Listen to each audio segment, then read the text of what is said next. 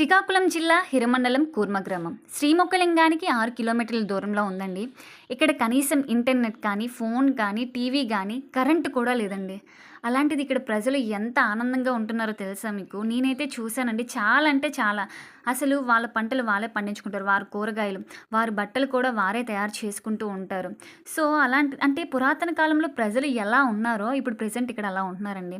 మీకు నిజంగా ఆశ్చర్యంగా ఉంది కదా! అసలు ఎలా అసలు? ఒక కరెంట్ లేకపోతే ఎలా? ఒక టీవీ లేకపోతే ఎలా? ఒక ఫోన్ లేకపోతే ఎలా? ఇలా ఉంటారా అని నిజంగా అసలు ఎంత బావుందంటే అక్కడ ప్రదేశం చాలా అంటే చాలా బావుంది. ఏ ప్రాబ్లమ్స్ ఉండవు.